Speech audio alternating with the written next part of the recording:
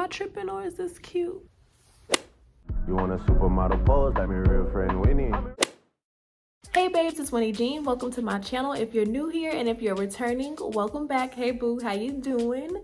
It is 2021 and this year I want to make sure that I'm uploading a little bit more frequently. And in today's video, I'm showing you guys how I created this headband wig by myself, and you will not believe that this is synthetic hair. Yes, she is giving Virgin Indian curly and I'm a fan of the price especially, okay? So today's video is sponsored by Trendy Tresses. I love their hair. I've already worked with them before using their free-spirited curls hair that I created some faux locks with. But today I wanted to show you guys something a little bit more simple for the girls who just need something to throw on, honey, to go to the grocery store because we are in quarantine and ain't nobody going outside. Period. So this wig we made from scratch in under 2 hours, and it can be worn until the wheels fall off, okay? I used to love a good half wig moment, and their hair is great quality, and the company is Black owned and based in London. So love them, love them. Their hair is so good. So let's go ahead and get into this video, and if you want to see how I got this look, then keep watching. So of course we're going to make this unit on our wig head, and as a base for the wig I'm going to use this Crochet Wig Cap. It's like a netted cap that has combs in it, which is perfect because it'll be super easy to install and I won't have to like add combs myself. So I love this cap. If I can find it, I'll link it down below.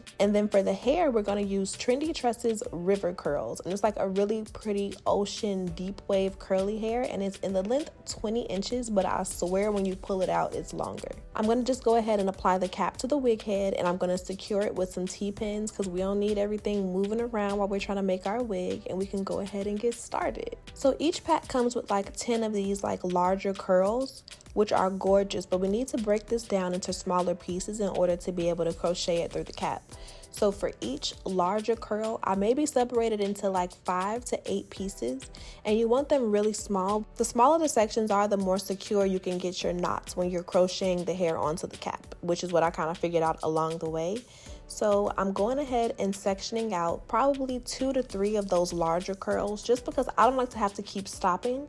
So I'll section out quite a bit of hair so that once I get started, I can just, you know, go for broke. So to begin with, I'm going to crochet through the bottom at the back, and I'm just putting my crochet hook through, grabbing the hair that's doubled over, and then grabbing both strands and pulling them through the loop of the knot. Now this is the traditional way to crochet hair in, I would assume. It's like the easiest knot to do, but it wasn't really giving what it was supposed to give. Like it wasn't staying like I wanted it to, so I kind of played around with it a bit. For this one, I crocheted through, grabbed the doubled over hair, and then only pulled through 1 strand of hair for the knot, and that was a bit, you know, tighter. And then I was like, let's really try it here. So I did the exact same thing, crocheted through, grabbed 1 piece, and then did it again, and that created a double knot, and sis was not going anywhere. So for the rest of the wig, I used that crocheting technique.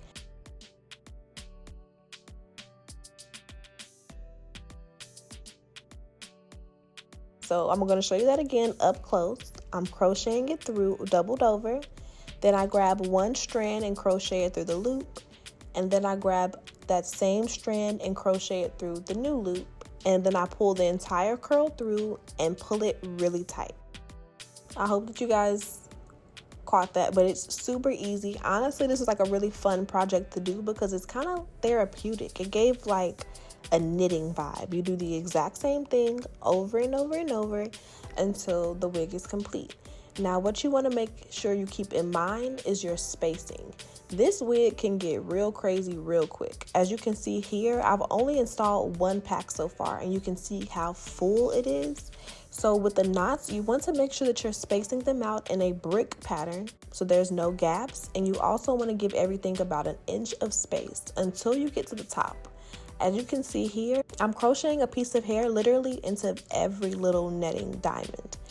And what that does is just make sure that the top is really, really full so that you can't see any gaps or spaces throughout the wig. So I'm crocheting everything super, super close using that same tight knot where I double crochet through with 1 strand.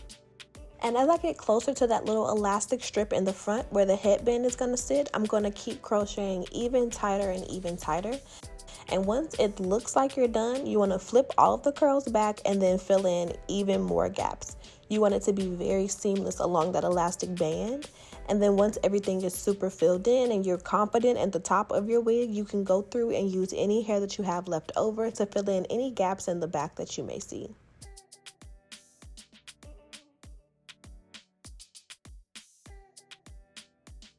And this is how she looks when she's done. I'm trying to think of a name for her. So what I'm going to do is just kind of run my fingers through the wig. And this is just going to grab any loose hair and kind of detangle it a little bit, because now we're going to just go in and shape it. So I'm using my scissors and I'm cutting down on like a 45-degree angle to create layers in the hair, because curly hair is all about shape. And I really want to create a pretty round shape that fits my face. And I'm also going in and trimming a little bit of the length off because I want it to look healthy at the bottoms, just to give it a more polished and finished look. And this is a lot of hair, so don't be afraid to get in there and really cut it to your liking. And now that I'm happy with the shape, I'm just going in with my scissors and kind of thinning out the top of the hair, and that's going to create some loose strands that we can then tease into the roots. And by teasing everything at the top, it's really kind of like blending in all of those knots and making it very seamless, where our headband is going to eventually sit, because you don't want, you don't want to be able to see any of the knots. So teasing the hair at the root is going to give it a more natural, lived-in, curly hair type of look. And then for the styling, I'm going in with a little bit of mousse. Well, a lot of it. I use like 5 whole handfuls of mousse. I'm just going through and raking all of that product through, and it'll kind of define the curls quite a bit. And you'll lose some volume, which is fine, because the volume is going to be there. We're going to put that back later, but for now, we want to just make sure that we're really defining the curls, taking out any extra loose hair, and also kind of detangling a bit. So now that we can see a little bit more of the definition, I'm going in with my scissors and kind of cleaning up the shape even more. I'll keep doing this throughout the process until I'm happy with it at the end. And as a finishing touch, I'm going in with a good spray, a good old spray, with the Got To Be Glued Freeze Blast spray. And what that does is just holds everything in place. It has an extreme hold, and it'll also help me to hold in place with all of the teasing that I've done to hide the knots in the front. And I'm gonna go through and tease a bit at the back as well. And once she dries, she's ready to apply. Okay, so we have our wig made, and I have my hair like in these straight back braids. They old, so don't judge me. And then I have my edges twisted up because I wasn't sure if I wanted to leave them out or not, but I think that they're gonna kind of be hidden behind the headband. So, but as you can see, I've already done my baby hairs. So I'm gonna kind of just push everything back. This is what she looks like off the mannequin head. It looks pretty much like a half wig. Like, I cannot believe these are back in, but honey, I'm here for it. So I put the comb right here in the front.